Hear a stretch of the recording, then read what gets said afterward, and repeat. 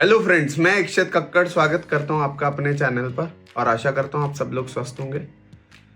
बहुत से लोगों का एक सवाल आता है कि यार मेरे पास पैसा तो है और मैं स्टॉक मार्केट में इन्वेस्ट भी करना चाहता हूं, बट ये कैसे इंश्योर करूं कि किस कंपनी में पैसा लगाना चाहिए और किस में नहीं। तो चलिए आज इस दुविधा का निवारण करते हैं। तो जो लोग मुझे फॉलो करते आ रहे हैं उनको अब एक चीज तो बहुत अच्छे से क्लियर होगी कि किसी कंपनी में इन्वेस्ट करने का मतलब होता है उस कंपनी का मालिकाना अधिकार खरीदना। तो एक मालिक के नजरिए से देखते हैं कि अगर आप किसी बिजनेस में पैसा लगाओगे तो क्या चीजें देखोगे। सबसे पहले आप यही देखोगे इस कंपनी का बिजनेस मॉडल क्या है और स्ट्रैटेजी क्या है, राइट। कंपनी क्या बनाती है, क्या बेचती है, राइट। दूसरी चीज, कंपनी पैसा कमा रही है या नहीं कमा रही। फॉर एग्जाम्पल, आपके पास एक इंसान आता है और कहता है यार मेरा एक बिजनेस है और 3-4 जगह पर मेरा ये बिजनेस है और मैं ऑन एन एवरेज इसमें 30% पर ईयर रिटर्न निकाल लेता हूँ। Would you like to invest? I want to expand. Probably you will say yes. But एक दूसरा बंदा आता है आपके पास और बड़ी बड़ी बातें करता है कि मेरा बहुत बड़ा बिजनेस है, पैन इंडिया फैला हुआ है, इतने की सेल्स है, करोड़ों की सेल्स है, बट एनुअली मैं 20% का लॉस कर रहा हूं। Will you invest? शायद नहीं, राइट। तो ultimately it all boils down to revenue and profit. तीसरी चीज आप क्या देखोगे, आपके कॉम्पिटिटर्स कौन कौन है, उनकी क्या स्ट्रेंथ्स हैं, क्या वीकनेसेस हैं, आपके लिए क्या अपॉर्चुनिटीज हैं, क्या थ्रेट्स हैं। मतलब एक कॉम्पिटिटर एनालिसिस करोगे। उसके अलावा क्या देखोगे, आप देखोगे आपका कस्टमर बेस क्या है, पॉलिटिकल जियोपॉलिटिकल कंडीशंस कैसी हैं, इकोनॉमिक कंडीशंस कैसी हैं, मैनेजमेंट टीम कौन सी है। अब इन इतनी सारी चीजों का एनालाइज करना पहली चीज बहुत टाइम कंज्यूमिंग है और बहुत कॉम्प्लेक्स भी है। तो चलो इसको आसान भी बना देते हैं। कुछ ऐसा समझते हैं जिससे अगले 10 से 15 मिनट में हम एक कंपनी को एनालाइज करना सीख जाएंगे। उसके लिए हमें जानना होगा फंडामेंटल एनालिसिस क्या होता है। सी, फंडामेंटल एनालिसिस बेसिकली कंपनी के फाइनेंशियल स्टेटमेंट्स को एनालाइज करने का तरीका है, like profit and loss statement, balance sheet, cash flow statement, right, जो आपको कंपनी की ओवरऑल फाइनेंशियल हेल्थ के बारे में बताता है। हम कुछ ऐसा सीखेंगे जिससे अगले 15 से 20 मिनट में हम एक कंपनी को एनालाइज करना सीख जाएंगे। वैसे तो सी फंडामेंटल एनालिसिस एक बहुत बड़ा डोमेन है, बट उसका क्रक्स मतलब कि सार वो आता है फंडामेंटल रेशियोज में, जिसको हम समझेंगे जिससे आपकी एनालिसिस बहुत आसान हो जाएगी। अब फंडामेंटल रेशियोज आपके बेसिकली 4 कैटेगरीज में डिवाइड होते हैं। सी देखो, आपको किसी कंपनी में पैसा लगाना है, सबसे पहले आप क्या देखोगे, यार कंपनी पैसा बना रही है नहीं बना रही, प्रॉफिटेबल है नहीं है, ग्रोथ कितनी है कंपनी की, राइट। मतलब प्रॉफिटेबिलिटी रेशियोज हमें वो चीज बताते हैं। दूसरी चीज, जो लोग मुझे फॉलो कर रहे हैं अभी एक चीज उन्हें ये भी क्लियर है कि किसी भी कंपनी को एक्सपैंड करने के लिए पैसा चाहिए होता है, क्योंकि उन्हें नया टैलेंट हायर करना है, नई फैक्ट्रीज लगानी है, R&D में इन्वेस्ट करना है, राइट। अब कैपिटल रेज करने के भी 2 तरीके हैं, या तो आप इक्विटी से रेज कर सकते हो, मतलब अपने शेयर्स को बेचकर, या डेट ले सकते हो, मतलब किसी बैंक या फाइनेंशियल इंस्टीट्यूशन से पैसा लोन पर ले सकते हो, राइट। अब ये भी इंश्योर करना बहुत जरूरी है कि कंपनी प्रॉफिट तो बना रही है, बट क्या वो जो प्रॉफिट बन रहा है वो किसी उधार मतलब लोन के सिर पर बन रहा है। ये ना हो कि लोन ही इतना ज्यादा है कि 1-2 क्वार्टर खराब गए कंपनी का और दिवालिया निकल जाए, राइट। सो उसके लिए आते हैं आपके लेवरेज रेशियोज, राइट। अब कंपनी प्रॉफिट भी बना रही है, पैसा भी बना रही है, जो लेवरेज है वो भी एक्सेप्टेबल लिमिट्स में है। अब बारी आती है शेयर को खरीदने की। तो सबसे पहले हमें क्या देखना है कि जो शेयर प्राइस है वो फेयरली वैल्यूड है या नहीं है। ये ना प्राइस पहले ही इतना चढ़ चुका है कि आपको रिटर्न ही ना मिले, राइट। मतलब हमें ऐसे स्टॉक भी देखने हैं जो जिनके फंडामेंटल स्ट्रांग है, प्रॉफिटेबिलिटी रेशियो सही है, लेवरेज रेशियो सही है, बट मे बी इधर फेयर वैल्यूड है या अंडर वैल्यूड है। जो फेयर वैल्यू है उसके बराबर है, उसके नीचे होने चाहिए, राइट। तो ये हम कैसे एनालाइज कर सकते हैं? With the help of valuation ratios. और लास्ट होते हैं हमारे operational ratios. Operational ratios basically हमें ऑपरेशनल एफिशिएंसी के बारे में बताते हैं। ऑपरेशंस मतलब कंपनी का कोर बिजनेस, राइट। नाइकी जूते बनाता है, कोर बिजनेस। मारुति सुजुकी गाड़ियां बनाती है, कोर बिजनेस। अब ऑपरेशन से कंपनी कितना पैसा रेवेन्यू जनरेट करती है, ठीक है, इसके बारे में हमें ऑपरेशनल रेशियोज बताते हैं। मतलब मैनेजमेंट की एफिशिएंसी कितनी है, इसलिए इन्हें मैनेजमेंट रेशियोज भी कहते हैं। जो चारों कैटेगरीज ऑफ रेशियोज हैं, फंडामेंटल रेशियोज, ये आपस में इंटरलिंक्ड है। स्टैंड अलोन अगर आप किसी को समझेंगे शायद बहुत कम इंफॉर्मेशन मिलेगी, राइट। तो आपस में इंटरलिंक्ड होते हैं। सबसे पहले थे हमारे प्रॉफिटेबिलिटी रेशियोज उनके बारे में थोड़ा समझ लेते हैं, जिसमें सबसे पहले आता है हमारा एबिटा। एबिटा बेसिकली क्या है? Earnings before interest, tax and amortisation. कहने का मतलब क्या है? अर्निंग्स, जो पैसा कंपनी ने कमाया, बट ये जो टैक्स, इंटरेस्ट और एमोर्टाइजेशन हमने हटा दी। मतलब सिर्फ हम ऑपरेशनल लेवल पे बात कर रहे हैं, कंपनी के जो ऑपरेशंस है उनकी बात कर रहे हैं। तो ये ऑपरेशनल लेवल पे आपके कितने रेवेन्यूज है इसको बताता है एबिटा। एक कंपनी का एग्जांपल ले लेते हैं। मान लो एक कंपनी का ऑपरेशनल रेवेन्यू है 10,000 करोड़, राइट, और ऑपरेशनल एक्सपेंसेस है 8,500 करोड़। मतलब एबिटा कितना हो? इन दोनों का डिफरेंस 1,500 करोड़। मतलब operational revenue minus operational expenses. अब इससे समझ क्या आता है? मतलब एक कंपनी ने 10,000 करोड़ रुपए कमाए अपने ऑपरेशन से, मतलब जो भी सेल्स करी उससे, और 8,500 करोड़ खर्च दिए, राइट, मतलब एक्सपेंसेस में, चाहे वो सैलरी गई, चाहे रॉ मटेरियल की कॉस्ट थी, या जो भी चीजें थी, राइट। क्लियर है? तो बात है एबिटा मार्जिन क्या होगा? आपने कितने पैसे बचाए? 1,500 करोड़। आपका रेवेन्यू कितना था? 10,000 करोड़। मतलब 1,500 crore divided by 10,000 crore into 100%, मतलब आपका एबिटा मार्जिन आया 15% का, राइट। अब ये 15% का एबिटा मार्जिन कम है या ज्यादा है, ये कैसे पता लगेगा? No idea, right. कम में ज्यादा वो डिपेंड करता है कि आपके कॉम्पिटिटर का एबिटा मार्जिन कितना है। मान लो आपका कॉम्पिटिटर 5% का एबिटा मार्जिन है, मतलब वो आपसे कम एफिशिएंट है, राइट। बट दूसरा कॉम्पिटिटर है, शायद उसका 25% है, मतलब वो आपसे बहुत ज्यादा एफिशिएंट है, वो ज्यादा पैसे बना पा रहा है, 25% बचा पा रहा है, राइट। सो इंडिविजुअली आप स्टैंड अलोन इस चीज को नहीं कर सकते। यहाँ पर आपको अपने कॉम्पिटिटर के साथ एनालाइज करना है। बट ऐसा मत कर देना भाई एक बैंक को कंपेयर कर रहे हो और एक आप ऑटोमोबाइल कंपनी को कंपेयर कर रहे हो। It should be an apple to apple comparison, same industry होनी चाहिए, राइट। ये ध्यान रखना है।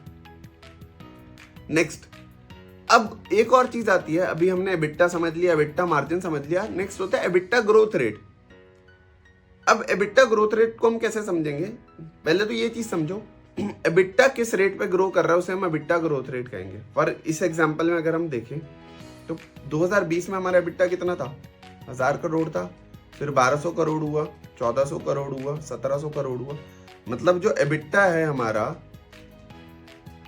वो ग्रो कर रहा है, राइट। और एबिटा मार्जिन वो भी ग्रो कर रहा है, 15 से 15.5, फिर 16, फिर 18% हुआ, राइट। मतलब कंपनी ग्रो कर रही है और मार्जिन भी ग्रो कर रहा है। अब इसकी सिग्निफिकेंस कैसे होगी इस चीज को थोड़ा सा समझ लेते हैं। सी, जब आपका एबिटा ग्रो कर रहा है और एबिटा मार्जिन भी ग्रो कर रहा है, मतलब एबिटा ग्रो करने का मतलब क्या हुआ?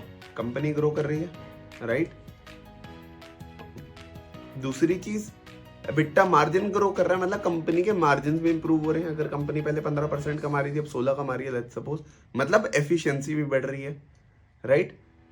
लेकिन अगर आपका एबिटा तो ग्रो कर रहा है लेकिन एबिटा मार्जिन गिर रहा है, मतलब ज्यादा रेवेन्यू के साथ, ज्यादा सेल्स के साथ आपकी एफिशिएंसी थोड़ी सी कम हो रही है। कंपनी ग्रो तो कर रही है बट एफिशिएंट कम हो रही है। तीसरी चीज क्या है? अब इसमें देखो सही गलत वाली चीज नहीं है, समझने की चीज है। इसको कैसे यूज करेंगे उस पर भी आते हैं, ठीक है। तीसरी चीज होती है एबिटा गिर रहा है आपका और लेकिन एबिटा मार्जिन बढ़ रहा है, मतलब कंपनी की ग्रोथ तो कम है लेकिन उसके साथ एफिशिएंसी लेकिन बढ़ गई है उस कंपनी की। और लास्ट केस क्या होगा? हमारी ग्रोथ भी कम हो रही है, एफिशिएंसी भी कम हो रही है, मतलब एबिटा भी कम, एबिटा तो गिर रहा है, एबिटा मार्जिन भी गिर रहा है, राइट। तो उस केस में हमारी ग्रोथ भी गिर रही है और एफिशिएंसी भी गिर रही है। क्लियर? नेक्स्ट पे आते हैं। नेक्स्ट होता है, नेक्स्ट प्रॉफिटेबिलिटी रेशियो हमारा है पैट। पैट मतलब प्रॉफिट आफ्टर टैक्स। अब यहां पर हम ऑपरेशनल लेवल पर नहीं देख रहे हैं, आप ओवरऑल देख रहे हैं। मतलब टोटल पैट है आपका बेसिकली फाइनल प्रॉफिटेबिलिटी लेवल पे कैलकुलेट होगा। मतलब सिंपल सी बात है, प्रॉफिट की सिंपल सा फॉर्मूला होता है total revenue minus total expenses. कितना पैसा आया और कितना चला गया, वो आ गया आपका पैट, प्रॉफिट आफ्टर टैक्स। इसमें टैक्स वैक्स सब काट दिया हमने, ठीक है, जितने भी एक्सपेंसेस थे। पैट मार्जिन क्या होगा? इसको रेवेन्यू से डिवाइड कर दो और 100% से मल्टीप्लाई कर दो, पैट मार्जिन आ जाएगा, right. Now again, PAT margin हमारा सही है या गलत है, मतलब कम है या ज्यादा है, ये डिपेंड करेगा कॉम्पिटिटर के साथ जब हम इसको कंपेयर करेंगे। सेम अप्लाइज जैसे हमने वो चार्ट देखा था एबिटा ग्रोथ का पिछली स्लाइड में, ठीक है। तो पैट और पैट मार्जिन के ग्रोथ को भी इसी तरीके से हम मोटा मोटा एनालाइज कर सकते हैं, राइट। Got it. नेक्स्ट दो टर्म्स है ना, ये बहुत जरूरी है, बहुत क्रिटिकल है इनको समझना और इनको अच्छे से समझना। ROE and ROCE। ROE होता है आपका रिटर्न ऑन इक्विटी और ROCE होता है रिटर्न ऑन कैपिटल एम्प्लॉयड, ठीक है। अब इन दोनों का डिफरेंस क्या है और कौन सी यूज करनी है कौन सी नहीं करनी, या दोनों को कैसे यूज करना है, इसको हम समझते हैं। ये बहुत इंटरेस्टिंग है, ध्यान से समझना, ठीक है। पहले तो इनके फॉर्मूले का समझ लो। ROE होता है हमारा net profit divided by share holder equity. अब इसके लिए पहले इस टर्म को समझना जरूरी है कि शेयर होल्डर इक्विटी क्या होती है।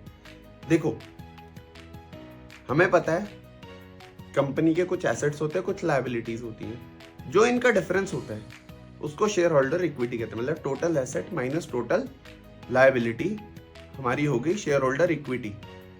ये तो फॉर्मूला हो गया। इसका मतलब क्या हुआ, अगर कल को कंपनी बंद हो जाती है तो आपके जो एसेट्स, आपके पास लैंड होगा या जो भी एसेट्स होंगे, आप उनको बेचोगे, कुछ पैसा आएगा, राइट। और आपकी कुछ लायबिलिटीज होंगी, बैंक के लोन वोन देने होंगे, चुकाने होंगे, प्रिंसिपल उतारोगे तो पैसा देना पड़ेगा। तो उसके बाद जो बच जाता है, मान लो आपके एसेट से 10,000 करोड़ के 9,000 करोड़ की आपकी लायबिलिटीज थी, 1,000 करोड़ बच गया, तो वो आपकी शेयर होल्डर्स की इक्विटी है। मतलब वो 1,000 करोड़ आपके शेयर होल्डर्स में बट जाएगा उस प्रोपोर्शन में जिस प्रोपोर्शन में उनके पास शेयर्स हैं। अगर मेरे पास 10% शेयर्स हैं तो मेरे को 1,000 करोड़ का 10% मतलब 100 करोड़ मिल जाएगा, ठीक है। तो शेयर होल्डर इक्विटी क्लियर हो गया। अब सिंपल मैथमेटिक्स है, मैं इसको अगर उठा के इधर ले आऊं, ये प्लस में आ जाएगा, ये माइनस में था, इसको उठा के उधर ले जाऊं, प्लस में आ जाएगा। मतलब टोटल एसेट क्या हुआ, liability plus share holder equity, right.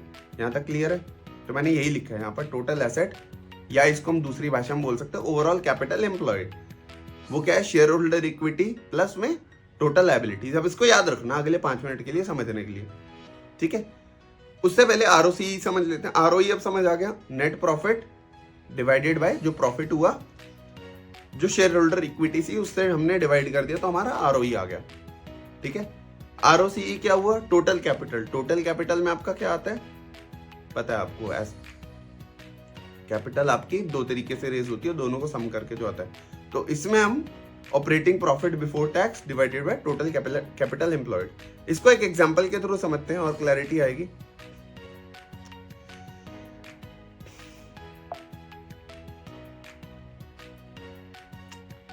तो अब मान लो 2 दोस्त हैं, एक आइसक्रीम का ठेला लगाते हैं, राइट, A और B। अब उसको सेटअप करने के लिए दोनों को मान लो 1-1 लाख रुपए लगा, ठीक है। सेटअप कॉस्ट होगी आपकी 1 लाख रुपए, मतलब टोटल कैपिटल एम्प्लॉयड 1 लाख रुपए होगी, राइट। A मान लो 20,000 रुपए कमाता है और B 10,000 रुपए कमाता है। तो आपका ROCE कितना हुआ, 20,000 डिवाइडेड बाय 1 लाख, मतलब कि 20% आ गया 1 का इंटू 100%, राइट। सिंपल सी बात है। A का आ गया 20,000 और 20%, B का आ गया 10%। क्लियर है यहाँ तक, कोई कंफ्यूजन नहीं है, बहुत सिंपल है।